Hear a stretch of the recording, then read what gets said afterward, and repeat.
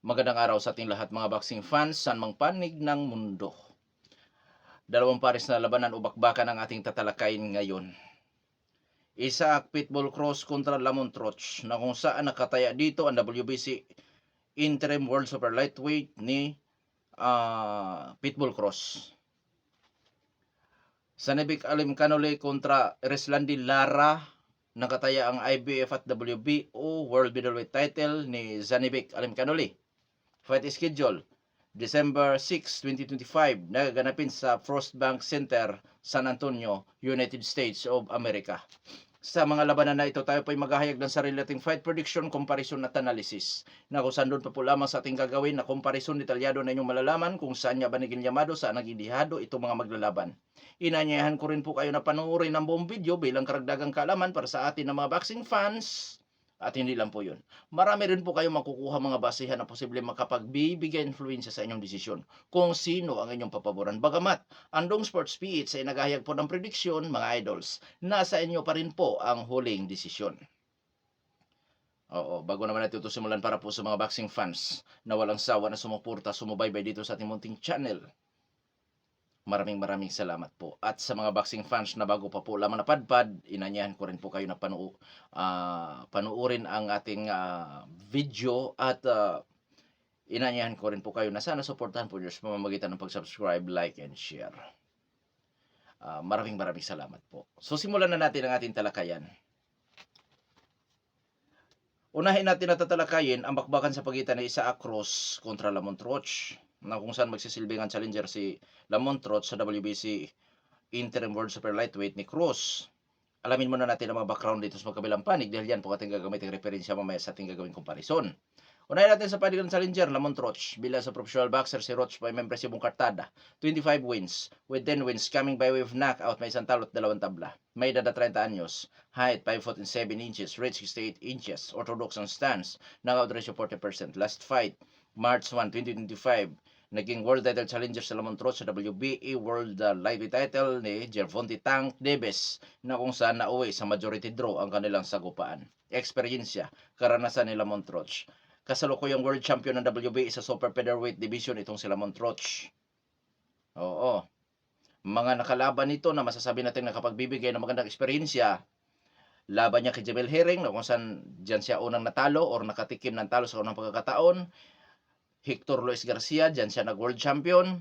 At ang pinakamatindi na kalaban ni Lamont Roach sa kanyang buong professional boxing career ay ang laban niya kay Gervonta Tank Davis na nawi sa tabla o draw. Skills ni Lamont Roach, all-around boxer. Pagka sinasabi nating all-around boxer, halos lahat ng galaw mayroon. Pressure, defensive, roller, counter, puncher style. Dahil all-around boxer, may husay at galing pagdating po sa teknikal na suntukan. Oo. May kakayahan sa pagpapanatili sa distansya, footwork, moving around in and out. May husay sa apinsa at dipinsa, may husay sa puntusan. Pagdating sa durability, may tibay din po itong si Lamont Roach. Nasubok yan noong lumaban siya kay Gervonta Tank Davis, na kung saan si Davis ay natural sa lightweight division, samantalang itong si Roach unang lumaban sa lightweight division, unang pagkakataon na lumaban, na kung saan nakapagbibigay siya ng magandang laban at nauwi pa nga sa tabla. Oo, so may tibay. Ngayon sa panig naman ng kasalukuyang may hawak sa WBC Interim dito po sa Super Lightweight Division ay si Isaac Pitbull Cross. Bilang isang professional boxer, si Cross po ay may impresibong kartada, 28 wins with 18 wins coming by way of knockout. May 3 talo at 1 tabla. Sa kanyang 3 talo, sa puntusan lang natatalo itong si Isaac Pitbull Cross. May edad na 27 anyos at ang height 5 foot and 4 inches, na may reach na 63.5 inches, orthodox ang stance, na may knockout ratio na 64.29%. Last fight, July 19, 2025, nakasagupa si Umar Salcido. Panalo ba yun na most decision itong si Isaac Pitbull Cross. Karanasan, eksperyensya ni Pitbull Cross. Dating world champion sa super lightweight division na hawakan niya ang WBA matapos siyang talunin si Rolando Romero. Ngunit nung dipinsahan na ni Pitbull Cross ang kanyang WBA kontra Jose Valenzuela, talo si Pitbull Cross ba yun na most decision. Mga nakasagupa ni Pitbull Cross kung saan nakilala siya, nakapagbibigay ng magandang laban sa kanya at magandang karanasan na rin para sa kanya. Laban niya kay Rolando Romero, Jose Valenzuela, at Gervonta Tank Davis, mga idol. Skills, pressure fighter brawler, aggressive boxer, volume puncher, power, timing at accuracy. Depensa, ang pinakadepensa ay ang opensa nitong si Pitbull Cross. Durability, marunong tumanggap din ng suntok. May tibay din po itong si Pitbull Cross. Ngayon, hihimayin na natin mga idol at nang sa ganon, inyong malaman at makitang detalyado ang ating talakayan. Unahin natin sa dako na pagdadausan sa laban, which is sa bansang Amerika. Mexicano itong si Isaac Pitbull Cross. Amerikano si Lamont Roach. Magsisilbing dayo si Pitbull Cross. Disadvantage yan para kay Pitbull Cross, mga idol. Kung mauwi sa closed fight, baka mapolitika. So, disadvantage. Unang disadvantage yan kay Pitbull Cross. Ngayon, dito na tayo sa division. Natural sa super lightweight division si Isaac Pitbull Cross. Samantala itong si Lamont Roach for the first time mapapalaban sa super lightweight division. Oo. Unang laban ni Lamont Roach sa lightweight, which is epektibo. Ngayon tumaas ulit siya ng timbang sa super lightweight division. Ang disadvantage doon kay Roach, kung kaya ba niyang sumalo ng suntok mula sa super lightweight division. Yun ang kanyang disadvantage naman, mga idols. Ngayon sa ranking naman tayo ng BoxRec, sa lightweight division nakaranking na si Roach, pero kasalukuyang world champion sa super featherweight division itong si Lamont Roach. Okay, rank 9 sa lightweight division itong si Lamont Roach out of 2,641 ka mga boxingero lumalaban sa lightweight division. Si Isaac Pitbull Cross sa super lightweight division kasalukuyang may hawak sa WBC interim rank 25 out of 2,750 ka mga boksingerong lumalaban sa super lightweight division. Oo. So mga idol, sa division tayo nagtatalo. Disadvantage yan para kay Lamont Roach. Ngayon, sa physical na appearance, tunayan natin sa edad. 30 anyos si Roach, 27 anyos si Pitbull Cross, pareho na sa prime. Height, reach, power, kung sino ang may advantage. Mas matangkad itong si Roach ng 3 inches, 4.5 inches sa reach. Si Pitbull Cross naman, bumawi sa knockout ratio na kung saan. May knockout ratio si Pitbull Cross na 64.29%, samantalang itong si Lamont Roach may 40% na knockout ratio. So bumawi sa power si Pitbull Cross. Activity fight, pareho silang napapalaban nitong taon lang. Eksperyensya, parehong naging world champion. Pareho din nilang nakalaban si Tank Davis. So mga idol, 50-50 sa eksperyensya. Skills, mas maraming magagawa, mas maraming galaw si Lamont Roach ikumpara kay Isaac Pitbull Cross. Pero yung galaw ni Pitbull Cross, pressure fighter brawler, aggressive boxer, yan din po ang malimit na nagpapahirap sa mga all-around boxer, technical fighter. Yan po ang malimit na nagpapahirap, yung aggressiveness, volume punches with power. So, skills ang pinag-uusapan, so may kalamangan po ng kaunti si Lamont Roach Jr., mga idols. Lalo na kung gamitin niya ang distansya. Oo. So ngayon, sinong llamado kayo ng sports? 50-50. 50-50 sila, mga idols. Disadvantage ni Lamont Roach, division. Yun ang kanyang pinaka-disadvantage.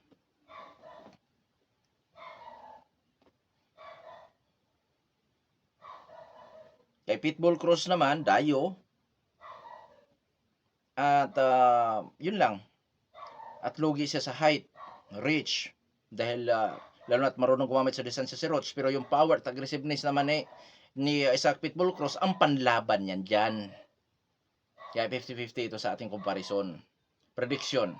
Prediction ko po dyan, Lamont Roach by decision. Unanimous, split, majority. Lamont Roach ako dyan. Kuya Dong Sports, may chance bang manalo by knockout itong si Lamont Roach?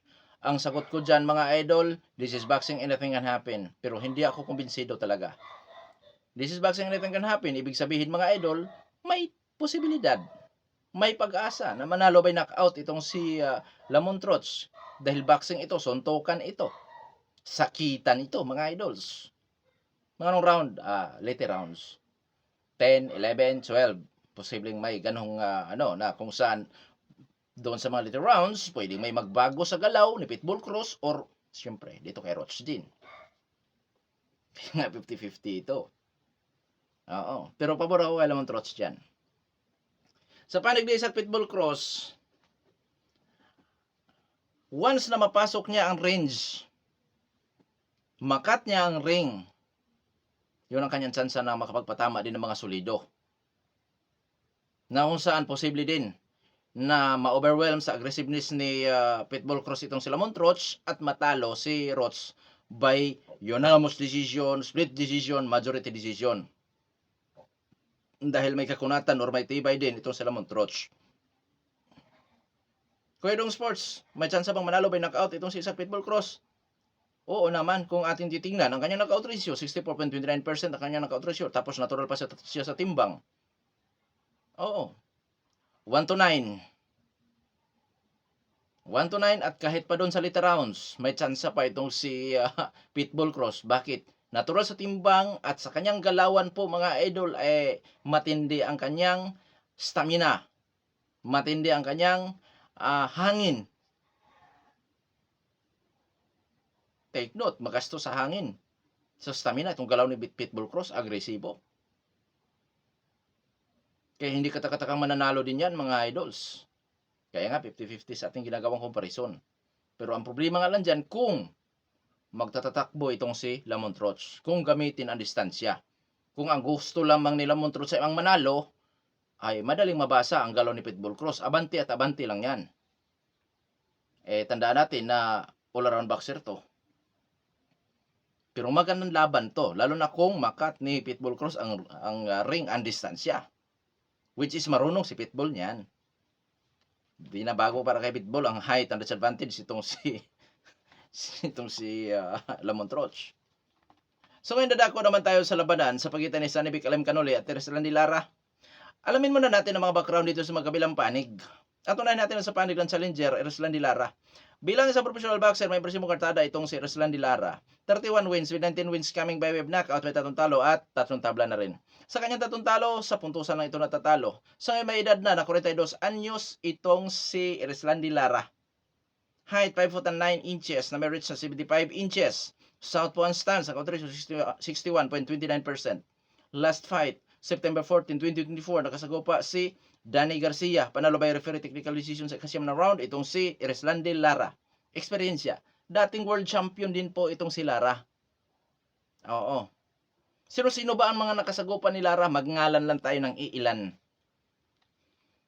Nangunguna si Saul Canelo Alvarez noong 2013, Jarrett Hurd noong 2018, Paul Williams noong 2011. At marami na po talaga nakalaban itong si Erislandy Lara. Skills ni Erislandy Lara. Hindi ko na nabanggit para kay Lara na ito ay dating lumalaban din po sa amateur boxing. Skills ni Lara, technical fighter. Pagka sinasabi nating technical fighter, may husay sa opensa at depensa, magaling sa puntusan. At syempre, power puncher din po itong si Lara. Durability, may tibay po talaga to. Oo. 3 talo na siya. Kabilang na doon si Saul Canelo Alvarez. Tinalo siya dyan by decision. Pero sa mata ng maraming boxing fans, talo si Canelo doon sa puntusan. Oo. So may tibay po talaga itong si Erislandy Lara. Ngayon, sa panig naman ni Sunny Vic Alimcanoli. Bilang isang professional boxer, may impresyon kartada itong si Sunny Vic Alimcanoli. 17 wins with 12 wins coming by way of knockout, undefeated, may edad na 32 anyos at ang height 5 foot and 11 inches na may reach na 71.5 inches, southpaw stance, ang count ratio 70.59%. Kasalukuyang may hawak sa IBF WBO World Middleweight title. Last fight, April 5, 2025, nakasagupa si Joel Gamisigi. Panalo by 5 round technical knockout itong si Sunny Vic Alimcanoli. Experience ni Sunny Vic Alimcanoli, ito po ay dating lumalaban din sa amateur boxing na kung saan po mga kaibigan mga nakasagupa niya sa pro fights naman na nakapagbibigay ng magandang karanasan sa kanya, Andrei Mikhailovich, Danny Dignum, Steven Butler at marami pang iba. Additional, nakaranasan ni Sunny Vic Alimcanoli. Kasi baka isipin niyo bakit kakaunti pa lamang sa bilang ang mga naging laban sa pro fights itong si Zanibek Alim Canole. Ito po ay dating amateur boxer din po mga idol. Nag-ugat din po ito talaga sa amateur boxing. Zanibek Alim Canole pagdating sa skills, technical din po ito. Technical fighter. May husay sa opinsa, dipinsa, magaling sa puntusan, taglay power, timing at accuracy. So ngayon mga idols, sa durability, may tibay din po ito. Ngayon, dadako naman tayo sa ating gagawing comparison. Mga idols, parehong dayo sila sa bansa. Kasi si Lara, hindi naman pure na Amerikano to, Cuban to eh. Pero nasa Amerika na, kaya Cuban-American na siya. Samantala itong si Zanibek Alim Canole is taga Kazakhstan. Parehong dayo. Wala tayong ano dyan. Parehong dayo eh. Sa physical na appearance or sa ranking ng BoxRec, rank 1 si Zanibek Alim Canole. Si Erislandy Lara wala sa ranking dahil po ito ay inactive. Oo, sa BoxRec. Sa boxing scene, rank 9 sa IBF ito si Lara. Pero napabalita itong si Lara mga idol nung hindi pa WBA regular to sa middleweight division. Oo, yan ang kadati niyang hawak-hawak. So, dadako naman tayo sa physical na appearance dito sa dalawang maglalaban. 42 years old versus 32 years old. Lipas na po talaga sa prime itong si Erislandy Lara. Father time na po talaga yan. 42 years old na. 32 years old lang si Zanibek Alim Canole. Sa height, mas matangkad po ng 3 inches si Zanibek Alim Canole. Sa reach naman, lamang si Lara ng 4 inches. Or 3.5 inches. Sa knockout ratio, parehong matataas ang knockout ratio ng dalawang maglalaban. 70.59% ang knockout ratio ni Alim Canole, 61.29% ang knockout ratio ni Erislandy Lara. So, parehong power puncher, parehong knockout artist itong dalawa. Pero dahil nandito tayo sa comparison, labang po itong si Alim Canole. Activity fight, aktibong-aktibo si Zanibek Alim Canole. Samantalang si Lara, bukod sa matanda na, may 1 taong mahigit na hindi napapalaban. Bakit ito'y pinasok sa tinatawag natin na ring rust? Na kung saan apektado ang buong galawan. Yun ang problema dito kay Lara ngayon. Experience niya, alamang po si Lara. 60-40 kung sa experience tayo. Sa skills, parehong technical fighter. Sino llamado kaya ng sports? Llamado si Zanibek Alim Canole. Bata, kasalukuyang world champion, pero hindi ganun kalayo. Hindi si 60-40. 55-45 in favor of Alim Canole lang kung i-convert natin ito sa percent. Oo, nirespeto ko tong si Lara dahil magaling na boksingero din to mga idols. Delikado din dito si Alim Canole sa totoo lang. 55-45 in favor of Alim Canole. Ngayon, dadako na tayo sa ating prediction sa laban. Prediction ko po dyan, Zanibek Alim Canole by decision. Unanimous decision, split decision, majority decision. Kaya ng sports, may chance bang manalo by knockout itong si Zanibek Alim Canole? Mga idols, oo. Dahil ang isang Erislandy Lara ngayon, nasa edad na 30 o 42 anyos, ay talagang marami nang pwedeng humina sa kanya. Lalo na yung durability, dahil may edad na. Pwede ito mapagod sa late rounds. Pwede ma-stoppage. Mga anong round kaya? Anong sports? 9 to 12. Delikado si Lara. Inactive, matanda, baka kapusin sa hangin. Bata kasi itong si Zanibek Alim Canole at aktibo. Oo. Pero bakit ang decision mo is unanimous decision? Yung prediction mo is unanimous decision, split decision, majority decision. Kasi nga, may tibay itong si Alim Canole. O si Erislandy Lara. May tibay ito. Hindi ito basta-basta. Kaya kung nagkataon na bata lang itong si Lara, kung nagkataon na may edad lang si Lara na kasing edad nitong si Alim Canole, or tumanda lang ng 2 taon kay Alim Canole, delikado si Alim Canole dyan. Oo. Katunayan may chance si Lara dito na makadali kay Alim Canole mga idols. Oo. Pabor lang ako kay Alim Canole na mananalo sa desisyon. Given ang knockout dahil knockout artist naman ito.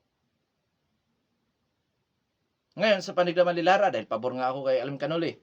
Sa panig ni Lara, mga idols, gamit ang kanyang eksperyensya, husay sa teknikalan din na labanan, power, delikado si Alim Canole dyan pagka ito po ay magpabaya or magkumpiyansa. Delikadong maisahan niya ni Lara. Di na katakatakang mananalo si Lara by knockout, di rin katakataka na mananalo si Lara sa puntusan. Dahil ang isang wrestler ni Lara po, mga idol, ay talagang kilala ito na isa sa pinakamagaling din na technical fighter, isa sa pinakamagaling na boxing hero na lumalaban pa sa ngayon kahit sa edad na 42 anyos. Marami na rin itong tinalo ng mga bata. Danny Garcia, si Rapa ba yon? Hindi nagtagal si Rapa dyan. Kaya ang masasabi ko na lamang dito kay Alim Canole, wag talaga siya magpakakampante o magkumpiyansa dito kay Lara. Kasi itong si Lara, mga idol, kahit sa edad na 42 anyos, hindi ito bogbog sa tuwing lumalaban. Ibig sabihin, pwedeng nasa magandang body conditioning ito. Na kung saan, mga idol, makapagbibigyan ng magandang laban kay Alim Canole at posible pa na tumalo kay Alim Canole dito sa labanan na ito. Oo, sa totoo lang, real talk lang tayo. Pero yun nga, sa hubad na katotohanan, 42 years old, father time na ito. Kaya hindi na gaanon kataas ang ating expectation dito kay Lara. Pero makapagbibigay ng magandang laban at may kakayahan pa itong tumalo. Kaya alam ko na libay knockout din at kahit sa puntusan. Kaya mga idol, huwag talaga magkakampante dito si Alim Canole. Dahil ang isang wrestler ni Lara, bukod sa eksperyensyado, magaling din na boxing hero. Isang talentadong boxing hero din itong si wrestler ni Lara. Oo. Kaya hanggang dito na lamang, ito Pandong Sports PH. God bless po sa ating lahat.